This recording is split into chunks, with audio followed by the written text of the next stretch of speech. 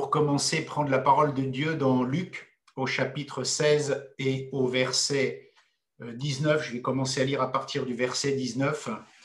C'est une histoire qui nous parle du riche et du pauvre. Quand j'étais petit, il y a un feuilleton qui m'avait passionné, il s'appelait Le riche et le pauvre. Je ne sais pas si les plus anciens au milieu de nous l'ont connu, ce feuilleton.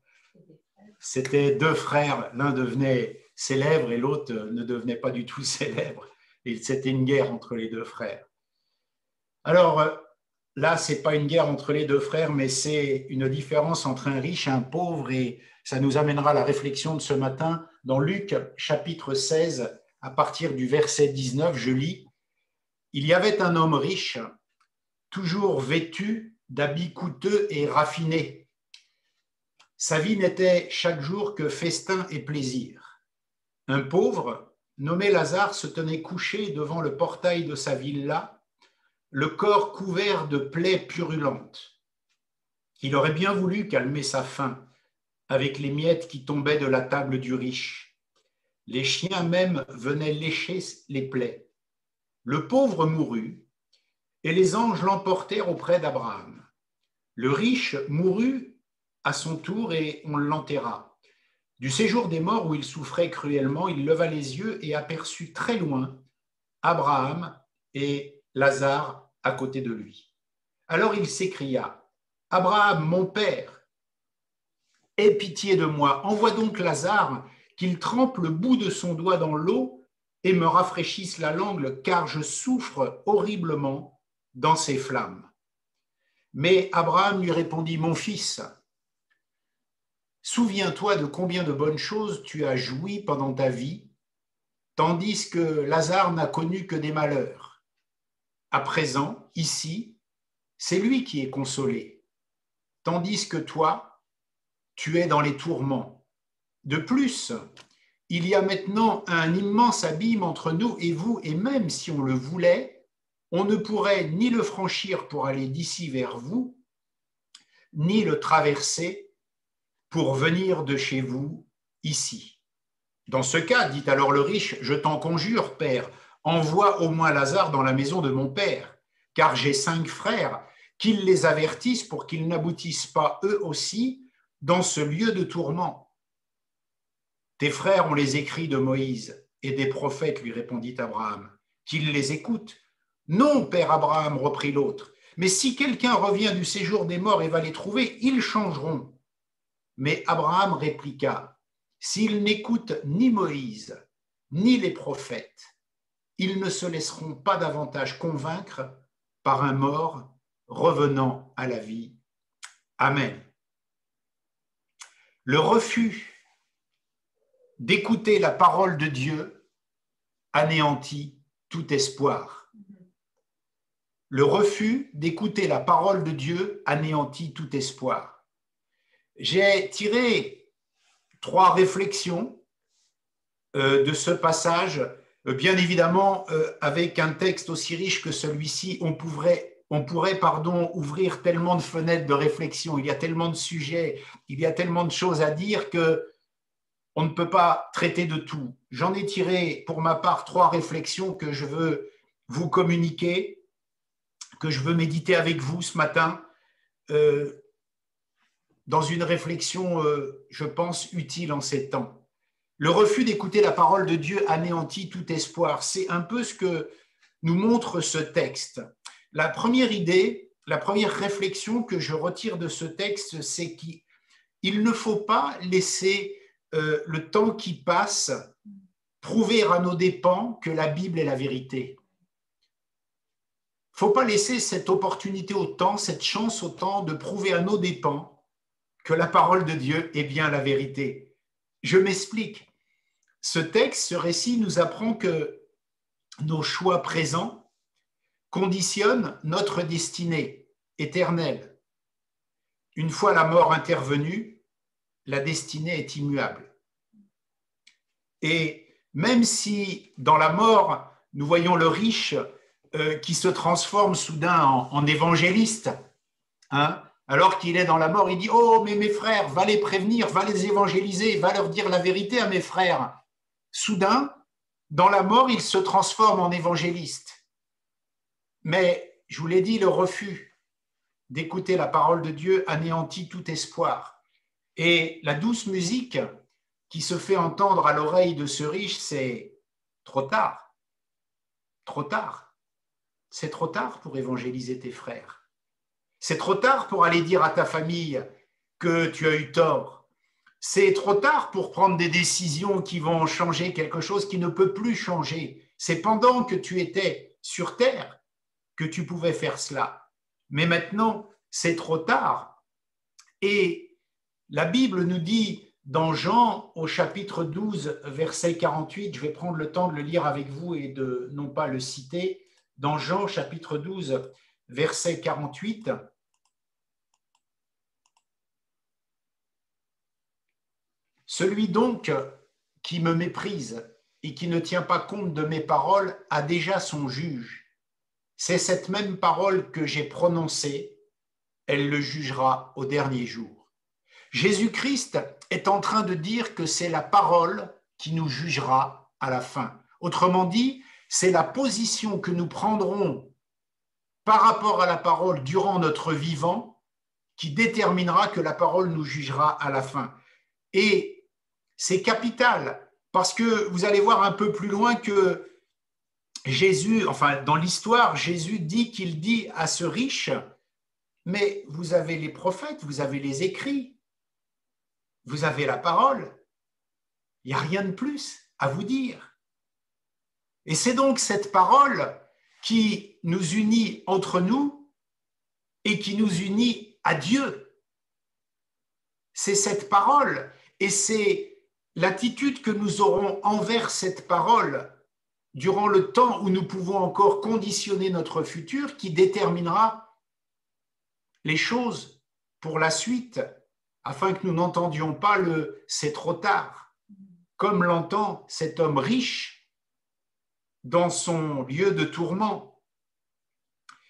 Et la première réflexion, la première pensée, c'est que ne laissons pas le temps, autrement dit, pendant que nous pouvons encore agir, ne laissons pas le temps nous prouver à nos dépens que la Bible était vraie, que la parole de Dieu était la vérité, que ce qu'elle nous demandait de faire était la bonne chose. Ne laissons pas au temps qui a passé nous prouver que la Bible avait raison et que nous avons tort de ne pas avoir réagi, de ne pas avoir donné suite. Je me demandais lorsque je préparais ce message si j'allais vous diffuser un chant, puis je vais juste vous le citer. Bien sûr, vous les plus jeunes au milieu de nous ne connaissez pas ce chant, mais c'est un chant d'un acteur qui est décédé, qui s'appelle Jean Gabin. Bien sûr, pour peut-être la majorité d'entre nous, Jean Gabin, ça ne veut rien dire, c'était un acteur français très connu. Et en fait, à un moment donné de sa vie, il a composé un chant qui s'appelle « Je sais ». Alors, je ne vais pas vous passer la bande sonore du chant, mais il parle de sa vie et dans son langage de titi parisien, l'acteur Jean Gabin dit « Quand j'étais môme, haut comme 3 pommes », ça c'est du titi parisien, on ne peut pas changer le vocabulaire, il dit « Je disais tout le temps « je sais ». Je sais. Et puis, j'ai eu 20 ans, je disais toujours je sais, je sais, je sais. Et il égrène sa vie comme ça, et la chanson se termine par, toujours en langage de titi parisien, il dit aujourd'hui, 60 coups ont sonné à l'horloge, je suis là assis devant ma fenêtre et je regarde, et je dis toujours je sais, je sais. Il dit, je sais qu'on ne sait jamais rien, mais je sais une chose, c'est que ça, je le sais. Vous voyez, cette chanson m'a toujours ému parce que c'est beau, c'est un parcours de vie qui s'égrène comme ça et à la fin de sa vie, bon, il ne va pas mourir à 60 ans, mais il mourra quelques années plus tard, vers 70 ans. C'est l'humilité de reconnaître qu'on arrive à la fin d'une vie et on ne sait rien. Au prime abord, c'est beau, c'est émouvant, mais c'est affligeant. C'est décourageant de passer toute une vie pour faire ce constat-là. C'est beau, c'est humble, Parce que la Bible nous le dit aussi, que vanité, tout est vanité, et nous ne savons que partiellement. C'est quelque part vrai, mais c'est aussi faux, parce que la Bible dit, vous savez les choses, vous les savez d'avance, c'est votre privilège, les choses ne vous sont plus cachées. Et ne laissons pas le temps qui passe, comme beaucoup de gens sur cette terre. Vous voyez, c'est cet acteur qui égrenait sa vie, il dit, je sais qu'on ne sait jamais rien, mais ça, je le sais. C'est beau, c'est faux, et c'est vrai. Mais le croyant, c'est pas ça. Il ne peut pas, à la fin de sa vie, dire, je sais qu'on ne sait rien. Le croyant sait quelque chose, parce que la Bible l'a prévenu d'avance. La Bible nous a dit d'avance les choses, nous a prédestinés, nous a parlé, nous a expliqué. Alors, ne laissons pas au temps la possibilité de prouver à nos dépens que la Bible était vraie et que nous avons fait l'erreur de ne pas choisir la bonne option. Parce que c'est vrai, un jour, il sera trop tard. Et pour tout, pas que pour l'enfer comme dans ce texte, il sera trop tard pour beaucoup de choses que Dieu nous demande, pour beaucoup de décisions que Dieu nous demande de prendre pendant que nous le pouvons. Ça, c'était la première réflexion. Parce que, vous voyez, cet homme-là, ce riche, il est dans ce lieu de tourment, c'est fini, il ne peut plus rien faire. Même s'il se transforme en évangéliste à la dernière minute avec plein de regrets, c'est fini, c'est trop tard, il y a un abîme, ce n'est plus possible. Et la deuxième réflexion que je voudrais humblement partager avec vous, c'est que, mes amis, ce qui nous unit, c'est la parole et il nous faut agir selon la parole sans en demander plus. Que fait le riche ici? Il est en train de dire à Abraham, Abraham, envoie un signe. Envoie un signe. Et la réponse que lui fait Abraham, mais c'est, je ne peux rien t'envoyer de plus. Vous avez les écrits, vous avez les prophètes. Je ne peux rien faire de plus. Et le riche, il dit, non, non, non, non, moi je veux autre chose de plus. Un bon vieux miracle qui tape bien dans les émotions. Fait que le mort ressuscite et qu'il aille voir mes frères, un bon vieux miracle là, on a besoin de cette puissance, on a besoin de ça. Et Abraham lui dit non, vous avez tout, vous avez la parole, vous avez les écrits, vous avez les prophètes, vous avez la Bible, je ne peux rien faire de plus. Et même un bon vieux miracle qui bousculerait beaucoup d'émotions, il y a un moment, ça aura ses limites. Parce que c'est, vous avez la parole. Vous avez les prophètes, vous avez les écrits, je ne peux rien t'envoyer de plus, lui dit Abraham, ça ne changerait rien. Et aujourd'hui, beaucoup de gens disent, bon, d'accord, c'est écrit, d'accord, c'est comme ça, mais un petit truc en plus quand même, quelque chose de différent. Et la réflexion que je voudrais engager, c'est pendant que nous avons la parole, ce n'est pas la peine de chercher autre chose. Nous avons tout. Nous avons tout. Et c'est déjà dans l'attitude d'Abraham un signe, du riche, un signe de la fin des temps qui se manifeste là. C'est déjà 2 Timothée chapitre 4 verset 3 qui nous dit « Car il viendra un temps où les hommes ne supporteront plus la saine doctrine, mais ayant la démangeaison d'entendre des choses agréables, ils se donneront une foule de docteurs selon leurs propres désirs. » C'est exactement ce qu'il est en train de vivre. Il n'écoute plus la parole. Il ne tient pas compte du fait qu'il a eu la parole. Il dit, vas-y, fais un truc en plus. Fais qu'un mort ressuscite et qu'il aille leur parler. Mais non, il y avait tout dans la parole. Tu ne l'as pas saisie au moment où tu devais la saisir, où ton peuple a vu le Messie, a vu le Fils de Dieu. Tu n'as pas saisi cette opportunité. Rien de plus ne pourra venir que ce qui est écrit. Rien de plus ne pourra se produire que dans la parole. C'est trop tard. Mais si, allez, un petit miracle, envoie un mort, envoie un ressuscité, leur parler à mes frères quelque chose de plus. Non, ce n'est pas possible. Et beaucoup de croyants aujourd'hui que nous sommes, c'est écrit, mais on ne s'en contente pas, on veut un petit plus, un petit truc qui bouscule un peu plus, qui fasse autre chose qui corresponde un peu mieux à nos désirs, qui corresponde un peu mieux à ce qu'on veut entendre. Alors on dit, oui, d'accord, c'est écrit, mais moi je veux ça. Fais donc qu'un mort ressuscite, ça sera bien, ça sera puissant, ça, c'est quelque chose, un mort qui ressuscite. Et Abraham lui dit, même ça, ça ne marchera pas. Ça ne marchera plus. C'est comme si nous disons, Seigneur, Seigneur, nous avons un problème. Et Dieu nous dit, mais tu as la parole, tu as la Bible pour résoudre tel problème. Et puis nous, on dit, non, mais cette partie de la parole, je ne l'aime pas trop, là. Ça c'est pas bien ça, il ne faut pas l'appliquer, cette partie de la parole. C'est comme cette parole est trop dure. Qui peut la suivre? Non, non, moi je veux autre chose. Envoie-nous un ressuscité, un truc qui bouscule bien là. Un truc un peu plus cool, quoi. Et Dieu dit non, vous avez la parole. Ça suffit. La parole est suffisante. C'est pas la peine de demander quelque chose en plus. C'est pas la peine de sortir de ce qui est écrit. C'est pas la peine d'exiger autre chose de plus, comme si la parole n'était pas assez. Il faut encore qu'un mort revienne à la vie pour aller parler à ses frères. Oh, mais on a raté, on n'a pas écouté, mais si tu envoies quelqu'un des morts, eh bien ça marchera. Non, lui dit Abraham, ça ne marchera pas, c'est trop tard. C'est trop tard. Aujourd'hui, on a cette propension à vouloir agir de cette façon. Même les théologiens sont en discussion à propos de la rédemption, pour dire aujourd'hui, ce discours, il est un peu sévère, on va essayer de l'adoucir, on va essayer de ne pas présenter aux gens en 2021 la croix, la rédemption, c'est trop dur, c'est trop... Un petit truc un peu plus cool, un peu plus souple. Et Dieu dira, vous aviez la parole. Vous avez la parole.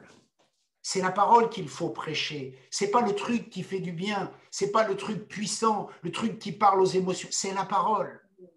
Et pendant qu'elle est encore suffisante, puisque c'est elle qui nous jugera, l'exhortation nous dit de prendre cas de ce qu'elle dit et d'agir en conséquence de ce qu'elle dit. Parce qu'à un moment, il sera trop tard. Et à un moment, elle nous jugera, comme nous l'avons vu dans Jean 12, chapitre 48. Bientôt, dans le gouvernement que nous avons, il y aura une police des cultes. C'est-à-dire qu'on nous dira ce qu'il faut dire et pas dire, ou si c'est convenable ou pas convenable. Attention. Nous allons vers cela. J'écoute des débats politiques, sociologiques, etc. Et tous en viennent à dire que l'autorité est en crise. L'autorité est en crise à tous les niveaux de l'État, à tous les niveaux de la société. Ils sont en train de faire le constat que l'autorité est en crise. C'est valable pour les pasteurs, c'est valable pour les églises. Oh, cette église, elle est trop ci, ou cette église, elle est trop cela, ou ce pasteur non, ou ce pasteur oui, etc., etc. Mes amis, la crise d'autorité est un signe de la fin des temps. Notre pays a chassé Dieu, l'autorité de Dieu, et cette rébellion se décline à tous les niveaux de la société.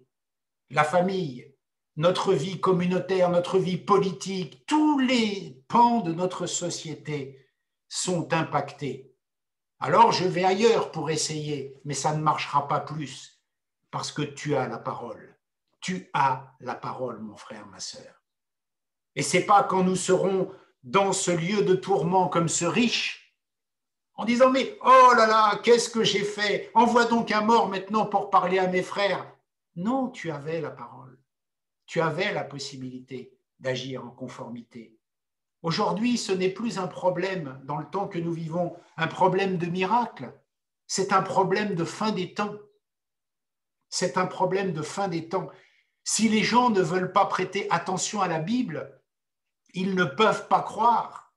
Même si quelqu'un d'entre les morts venait leur parler, ils ne peuvent pas croire s'ils ne veulent pas prêter attention à la Bible. Et si le croyant, si les chrétiens que nous sommes, nous ne voulons pas prêter attention à la Bible, nous ne pouvons pas croire. Et même si un mort venait nous parler, même si un miracle se produisait, si nous ne prêtons pas attention à la Bible, nous ne pourrons pas croire, nous ne pourrons pas suivre. Nous dit Jésus quelque part. Alors voilà la deuxième réflexion que ce texte riche, merveilleux m'a inspiré. C'est que il nous faut agir selon la parole de Dieu, sans en demander plus. Nous avons tout. Nous avons tout. Ce n'est pas la peine de demander plus. Et la troisième réflexion que ce texte m'a inspiré, c'est que C'est la parole qui nous unit à Dieu et c'est la parole qui nous unit entre nous.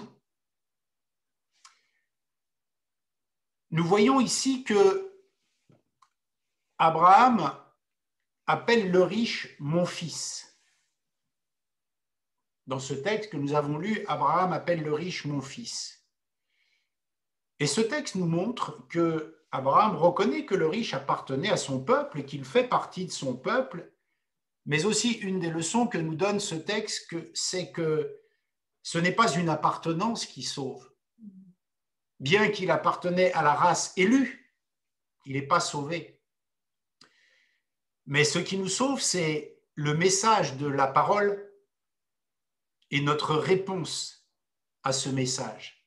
Gardons juste cela en tête. Rien ne pouvait et ne devait réunir ce pauvre et ce riche. Ils n'avaient rien en commun. L'un était riche, l'autre était pauvre. Il y en a un qui a un nom, l'autre qui n'a pas de nom. C'est vrai, le pauvre, il s'appelle Lazare, le riche, c'est le riche. Rien, ils n'ont rien en commun. Normalement, ils ne doivent pas se croiser dans la vie. Normalement, ils ne doivent pas parler ensemble. Ils ne sont pas du même monde. Et nous-mêmes, c'est pour ça que nous devons comprendre que la parole nous unit. Nous-mêmes, peut-être tout nous opposait. Aujourd'hui, nous sommes rassemblés dans ce lieu, mais rien ne nous prédisposait à nous rencontrer, à nous connaître. Dans la vie, sans la parole, nous ne nous serions peut-être jamais parlé, parce que nous avions trop de différences, parce que nous n'étions pas du même pays, parce que nous n'avions pas la même vie. On n'aurait jamais dû se croiser, jamais pu se rencontrer. Mais c'est la parole qui nous a unis. C'est la parole qui nous a rassemblés, la parole vivante. C'est la parole vivante qui fait cela. Nous n'avons rien en commun. Nous n'avons pas les mêmes caractères. Nous n'avons pas les mêmes histoires. Nous n'avons pas les mêmes vies. Nous n'avons pas les mêmes... Rien en commun. Mais la parole nous unit. C'est la parole qui nous unit. C'est la parole vivante qui fait cela. La parole nous unit et fait que nous devenons le corps de Christ, selon 1 Corinthiens chapitre 12, versets 12 et 13. Mais il y a une réflexion à mener. Vous savez, nous sommes en plein Covid et en plein Covid, on parle beaucoup des vaccins. Et pour le vaccin, on parle beaucoup de ce qu'on appelle le consentement éclairé. Je ne sais pas si ça vous parle. Le consentement éclairé, c'est le fait de proposer la vaccination à des gens, donc d'obtenir leur consentement, mais en leur faisant comprendre le rapport bénéfice-risque et en leur parlant des effets secondaires. C'est-à-dire qu'on leur dit, voilà, vous allez être vacciné, ça c'est l'apport, le bénéfice. Bien sûr, il y a des risques, comme tout vaccin, ce n'est pas neutre, mais en gros, vous aurez des effets secondaires, mais le bénéfice sera supérieur au risque, c'est pour ça qu'on vaccine, mais on les avise et on leur demande s'ils veulent être vaccinés selon un consentement éclairé, c'est-à-dire qu'on les informe. Bien. Et nous prenons notre décision de nous faire vacciner ou pas en fonction de cet éclairage. Mes amis, il en va de même pour notre foi. C'est la même chose pour notre foi. Quand Dieu nous parle du salut, quand Dieu nous propose le salut, il sollicite et il respecte notre libre arbitre. D'accord ? Il nous propose le salut, mais nous ne sommes pas obligés de l'accepter. Il nous fait quelque part un rapport bénéfice-risque et il nous parle des effets secondaires qui découleront de notre consentement éclairé. Mais notre libre arbitre est respecté. Nous pouvons dire oui, nous pouvons dire non. Et c'est à ce moment-là que nous comprenons aussi que, bien sûr, nous avons des droits, mais nous avons aussi des devoirs. Je parle dans la foi. Et beaucoup d'entre nous ne raisonnons qu'au travers de du prisme, je n'ai que des droits, mais je n'ai pas de devoirs. Or, nous avons eu, comment dirais-je, un consentement éclairé quand nous nous sommes convertis. Mon libre arbitre a été sollicité. Oui, j'accepte Jésus-Christ comme Seigneur et Sauveur, voilà, et je suis sauvé. Je peux ou je ne peux pas. En conséquence de quoi, il me sera demandé que ma vie corresponde, je résume, hein, que ma vie corresponde à ce que j'ai accepté et découlera dans ma vie les fruits de mon acceptation, une obéissance à la parole, etc., etc. Mais j'ai eu ce consentement éclairé, j'ai été avisé des effets secondaires que la foi aurait sur ma vie et j'ai accepté. Et j'ai bien sûr des droits, mais j'ai aussi des devoirs. Et vous allez voir le rapport. Et c'est ce que déjà n'ont pas compris les Israélites. Par exemple, dans le désert, quand nous sommes dans Exode au chapitre 16 et au verset 3, Moïse est avec le peuple de Dieu et ils disent, on va le lire ensemble, ça sera plus simple, Exode 16, 3. Et ils leur dirent, ah, pourquoi, Éternel, ne nous a-t-il pas fait mourir en Égypte, où nous étions installés devant des marmites pleines de viande, où nous mangions du pain à satiété, tandis qu'à présent, vous nous avez fait venir dans ce désert pour y mourir de faim, toute cette multitude. Je vous rappelle l'histoire, ils ont quitté l'Égypte, alors qu'ils hurlaient parce qu'ils étaient esclaves, maltraités. Qui va nous délivrer de toutes ces souffrances? Notre charge de travail a augmenté, c'est horrible. Moïse vient, dit, ok, on va aller dans le désert, consentement éclairé. Vous n'êtes pas obligé de venir avec moi, mais je vous propose ça. Oui, oui, oui, oui, oui, on n'en peut plus de cet esclavage, c'est insupportable, vraiment. Attention, il y aura des effets secondaires, on doit quitter l'Égypte, on doit marcher selon Dieu, on doit suivre. Oui, oui, oui, oui, nous on ne veut plus rester esclaves en Égypte, c'est trop dur, ils nous frappent, ils nous maltraitent, il y a trop de travaux. Ok, on y va, on est dans le désert. Maintenant, on est dans le désert, et ces mêmes personnes qui ont eu un consentement éclairé, pour lesquels le libre arbitre a été sollicité, disent quoi? Ils disent, ah, pourquoi tu nous as fait venir? Déjà, ils ne sont plus responsables, ils n'ont pas choisi.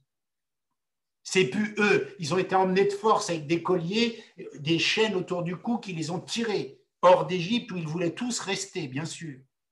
Et pourquoi tu nous as pas fait mourir en Égypte? On avait des marmites pleines de viande, on mangeait trop bien. C'était trop bien l'Égypte.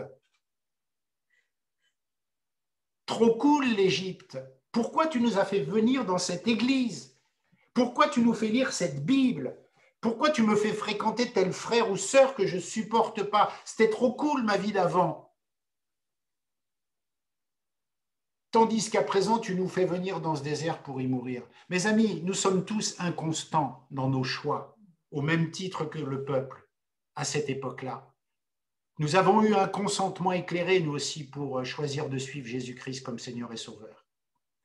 Nous avons été sollicités au travers de notre libre arbitre. Nous pouvions dire non. Nous avons été avisés des effets secondaires qu'il y avait à la foi. Nous avons été avisés qu'il n'y avait pas que des droits vis-à-vis de nous, mais que nous avions aussi des devoirs. On nous l'a dit. La Bible nous a prévenus. Voici, je vous sauve, je vous donne la vie éternelle, mais vous deviendrez mes disciples. Vous marcherez selon mes commandements, vous marcherez selon mes ordonnances. Il y a aussi cette règle-là. Et bien sûr, ce n'est pas une règle de coercition qui nous oblige à faire, mais quand on se convertit à Jésus-Christ, naturellement, on obéit, on accepte sa parole. Ça, c'est ce que j'appelle les effets secondaires. Donc, mon libre arbitre a été sollicité. Je n'ai pas été amené de force dans le salut. Je n'ai pas été amené de force dans une église locale, je n'ai pas été amené de force à ouvrir ma parole, je n'ai pas été amené de force à prendre telle et telle décision. Et une fois que mon consentement éclairé a été pratiqué, je dois trouver pourquoi, mon pourquoi. Vous savez, dans la vie, il faut trouver ses pourquoi on fait les choses. Pourquoi? J'ai fait ce choix de suivre Jésus-Christ. J'ai été avisé. Ok, pourquoi je suis sauvé? Pourquoi je suis là ce matin? Pourquoi?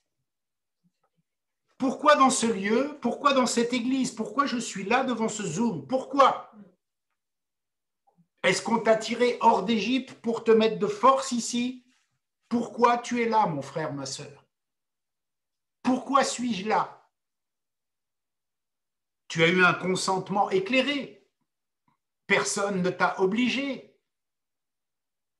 Donc ne pratiquons pas ce que fait le peuple de dire personne ne nous a amenés de force dans le désert, mais maintenant que nous y sommes, on va dire oh, c'était trop bien, on avait des marmites pleines de viande. Ben, vas-y, retourne-y, manger tes marmites pleines de viande et prendre des coups de fouet par les Égyptiens pour construire des briques toute la journée. Personne ne t'a obligé à aller dans le désert. Personne ne t'oblige à venir écouter ce culte ce matin. Personne. Tu as été avisé.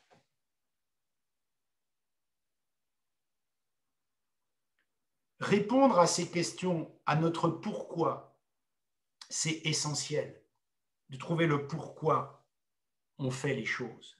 Poussons cette comparaison un peu à l'extrême pour la réduire, pardonnez-moi, à l'église locale. Si je pousse ma recherche de mon pourquoi, si je pousse le raisonnement à l'extrême pour l'église locale, cela peut donner une réflexion du genre pourquoi la parole de Dieu m'unit à cette église? Puisque la parole nous unit. Pourquoi la parole de Dieu m'unit à cette église, à ce lieu? J'ai dit qu'on réduisait pour en parler de l'église locale, mais on pourrait parler de plein d'autres choses. Mais puisque nous sommes rassemblés ce matin en église locale, parlons de nous. Pourquoi la parole de Dieu m'unit-elle à cette église locale, à mon église locale?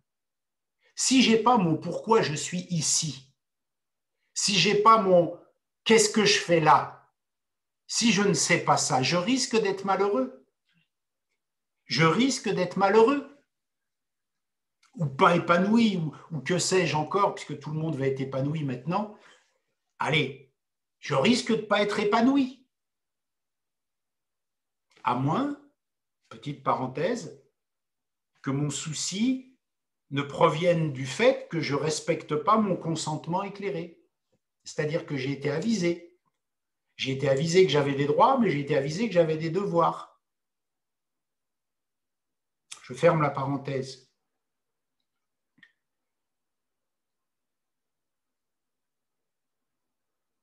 Jésus, Abraham en l'occurrence, mais si Jésus au travers de la parole de Dieu dit « Vous avez la parole ». Seigneur, Seigneur, va dire à mes frères, va dire à mes frères. Je ne ferai rien. Vous avez les prophètes, vous avez Moïse, vous avez les écrits. Il fallait t'en servir. En gros, lui dit Abraham. Maintenant, je ne peux plus rien faire. La parole est toute suffisante. Et c'est la parole qui nous unit. Alors, qu'est-ce qui nous unit? Qu'est-ce qui nous unit? Posons-nous les bonnes questions. Une ambiance? Trouvez qu'il y a une bonne ambiance, on est bien ensemble, ça nous unit?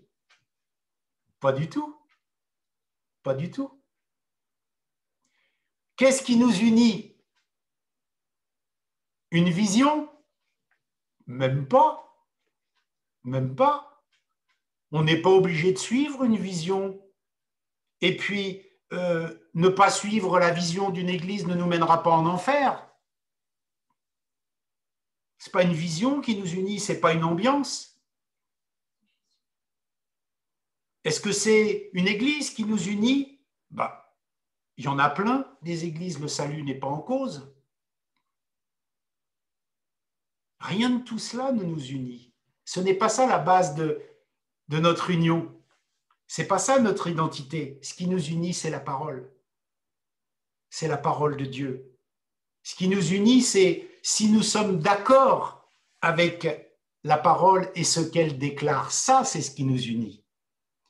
Si ce qui nous unit, c'est que nous sommes d'accord avec la parole, d'accord avec ce qu'elle déclare, et surtout, ce qui nous unit, c'est si nous sommes d'accord pour la vivre ensemble, cette parole. Bien évidemment, sachant que notre libre arbitre est respecté et qu'il est sollicité. On n'est pas obligé d'être là ce matin. Sauf si la parole te le demande. Sauf si c'est la volonté de Dieu pour ta vie. Bien sûr, tu peux partir et ton salut ne sera pas engagé, mais tu ne pratiqueras pas les bonnes œuvres que Dieu a préparées d'avance. Est-ce que nous sommes d'accord pour vivre ensemble cette parole? Est-ce qu'aujourd'hui, mon frère, ma sœur, tu es là dans ce lieu en disant « Ah, c'était trop bien l'Égypte où je prenais des coups, là, j'avais des beaux plats de viande, mais là, c'est l'horreur, là, pourquoi ce matin je suis là ?» Mais mon frère, ma sœur, pourquoi tu es là? Je te pose la question. Je nous pose la question. Qu'est-ce qui nous unit? Pourquoi sommes-nous ensemble? C'est la parole qui nous unit. Nous n'aurions rien à faire ensemble si la parole ne nous unissait pas, si ce n'était pas la parole de Dieu.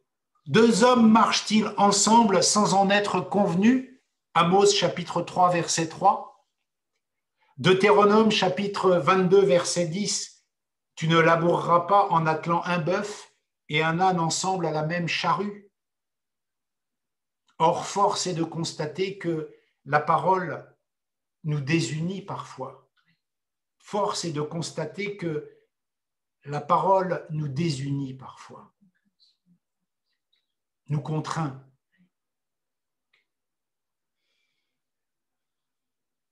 Rester dans un lieu pour de mauvaises raisons, ça va nous désunir et ça va me faire souffrir.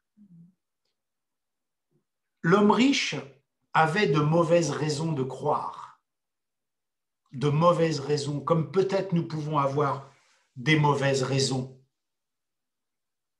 Il n'a pas compris la parole, il n'a pas reçu la parole, il n'a pas accepté la parole. Pour lui, être riche, c'était une bénédiction. Il était dedans, il était dans les choses de Dieu. Lui, il était riche, Dieu était avec lui. C'était ça la logique du juif à l'époque. Ce que déclarent les Écritures, il n'en tient pas compte. Lui, il veut un signe. Il veut qu'un mort ressuscite des morts pour aller dire à ses frères. La parole, elle ne suffit pas. Elle n'est pas toute suffisante. Il a de mauvaises raisons. Comme les Juifs qui demandent au Seigneur d'accomplir un miracle. Or, ils rejettent les signes convaincants qu'ils avaient reçus et quand Jésus ressuscite Lazare, preuve de sa puissance, eh bien bientôt Lazare on veut le tuer, puis Jésus on veut le tuer en gros, quoi. Jean chapitre 12, verset 37. Après que le Seigneur a opéré des miracles prodigieux en ressuscitant Lazare d'entre les morts, pardon, c'était ça la bonne référence dans Jean chapitre 11, verset 1 à 44, la réaction des pharisiens, ça a été de tramer sa mort et celle de Lazare. Voilà, c'est juste ça. Donc, ce n'est pas un signe. Les signes, il y en a eu. Et lorsque Jésus-Christ lui-même va ressusciter d'entre les morts, qu'est-ce qu'ils vont faire? Les chefs religieux, ils soudoient les soldats romains qui gardent le tombeau pour qu'ils déclarent faussement que les disciples lui avaient volé son corps. Matthieu, chapitre 28, versets 11 à 15. Ce n'est pas ça les bonnes raisons, vous le voyez.